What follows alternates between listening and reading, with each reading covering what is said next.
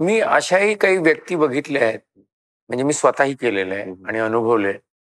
पण मला माहित नाही नेमकं काय मिळालंय, पण मी झाडाला जाऊन कधी-कधी मिठी मारतो हो, हो. किंवा धरतो फक्त आणि मला खूप चांगलं वाटतं. हो, तर ते नेमकं काय? हो. तुम्ही झाड जर पाहाल, वृक्ष तर हे हे ना पृथ्वीचाच पार्ट आहे. हं.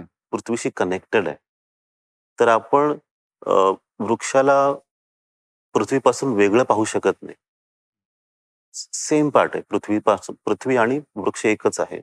तो पृथ्वी किंवा धरती मा जसं आपण म्हणतो, ही आई आहे आणि तिच्यामध्ये अफाट प्रेम आहे.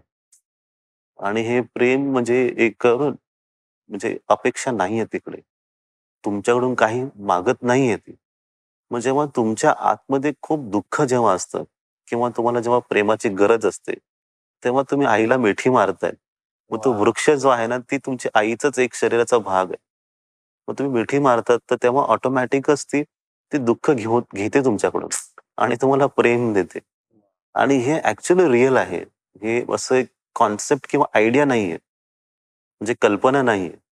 हो. फक्त एक विचारधारा नाही, हा तर ते विचारधारा नाहीये. हा अनुभव आहे, भावना आहे. भावना आणि ही रिॲलिटी आहे. तर तुम्ही हा वास्तविक. कोणीही अनुभव करू शकता. फक्त एक आतमध्ये एक संबंध तुम्हाला वाटला पाहिजे त्या वृक्षाबरोबर. त्या वृक्ष हां, की बाबा नाही हा पण माझाच एक कनेक्टेड पार्ट आहे. माझ्या जी पृथ्वी आहे, त्यांचाच एक कनेक्टेड आहे किंवा मला पण त्याचे कधी प्रेम आहे. नसेल सुद्धा एकदा एक्सपेरिमेंट करून बघा. आतल्या फीलिंग्स बघा, किती दुःख आहे तुम्हाला आणि मिठी मारल्यावरती त्याच्यानंतर तुम्हाला किती आराम त्याच्यात मिळतो बघा तुम्ही. वाह! हळू निघून जाईल.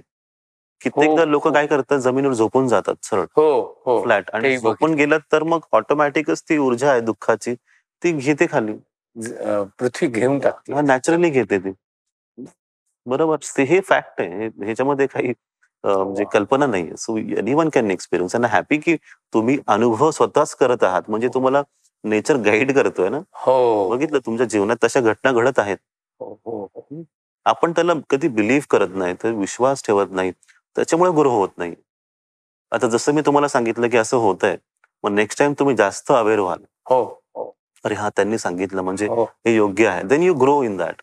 बरोबर. कोणी नाही सांगितल्यामुळे म्हणजे कोणी आपल्या लाईफमध्ये नाही आहे मार्गदर्शन करण्यासाठी, मग तेव्हा आपण विचार करत करत राहतो आतमध्येच, की मी करतो हे बरोबर आहे का? चुकीचं आहे का? बरोबर आहे का? चुकीचं आहे का? मग तेव्हा तुम्हाला एक व्यक्ती लागतो, ज्याने अनुभव केला आहे. ओके. जे स्वतः त्या सत्यामध्ये आहेत, मग ते तुम्हाला क्लॅरिटी देतात, की हे कर, तसं कर, असं कर, पण स्वतः वाटचाल कर. तू पुढे चल. अडकला तर आम्ही आहोत. हो, हो. आणि तुम्ही आहातच. हो.